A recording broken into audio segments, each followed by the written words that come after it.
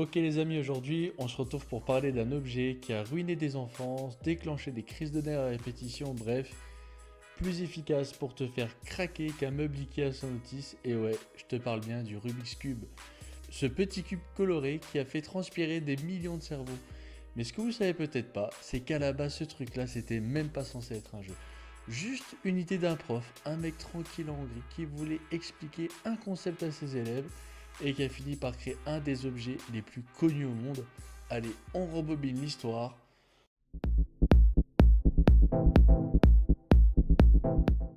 On est en 1974 à Budapest, un prof d'architecture, Erno Rubik, il s'est pas embêté pour le nom, veut aider ses élèves à comprendre la géométrie en 3D. Il bricole un cube en bois avec des élastiques à l'intérieur. Il se dit tiens, je vais leur montrer comment les objets tournent dans l'espace. Il invente donc un petit truc tout simple qu'il appelle au début le cube magique. Sauf qu'au moment où il mélange les couleurs, il se rend compte d'un détail, il ne sait pas les remettre en ordre. Le gars a littéralement créé un puzzle et il s'est piégé lui-même. Donc il commence à chercher une méthode pour le résoudre et il cherche, et il y arrive au bout d'un moment. Et il se dit ok, il y a peut-être un truc là.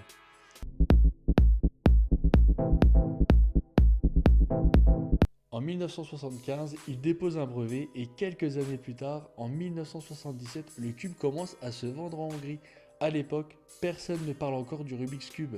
C'est juste un petit casse-tête local. Et là, il y a un mec, un entrepreneur britannique, Tom Kremer, qui tombe dessus. Il voit le potentiel, il ramène le cube en Occident, il le renomme Rubik's Cube et en 1980, ça explose. Les gens deviennent fous, on en vend partout. Sure, Sir Isaac Newton unraveled the mysteries of gravity, but could he have unraveled the mysteries of Rubik's Cube? C'est l'un des jouets les plus populaires des années 80 et aujourd'hui c'est simple. Plus de 450 millions de cubes vendus dans le monde. Voilà, c'est bon, c'est noté.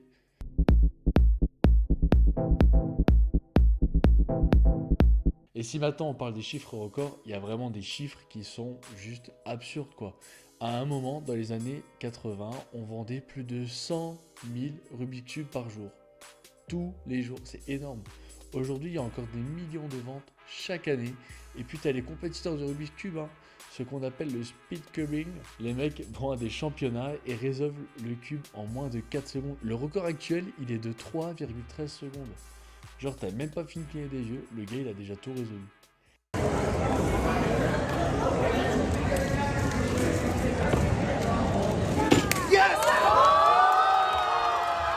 Et le pire, c'est qu'il y a certains, ils se disent allez c'est pas assez, je fais un level max, ils le font les yeux bandés ou avec les pieds.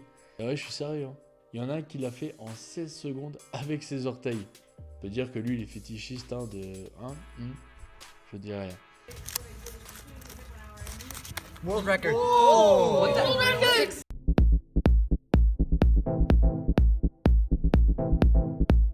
Bon allez maintenant les trucs un peu insolites que j'ai trouvés sur le Rubik's Cube et je peux vous dire qu'il y en avait une pléthore. Le Rubik's Cube a été interdit dans certaines écoles américaines dans les années 1980. Pourquoi?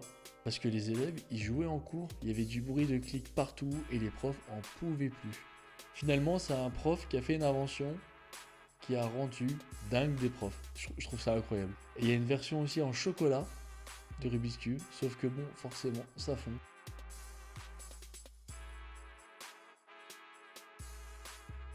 En 2018, il y a même la NASA qui a envoyé un Rubik's Cube dans l'espace. Oui, apparemment c'était pour faire des tests. Et enfin, il existe une version géante de 17 x 17 x 17. Un monstre avec plus de 1500 pièces. Si tu mélanges une fois, t'as juste plus de chances de gagner à l'euro million que de le résoudre à nouveau.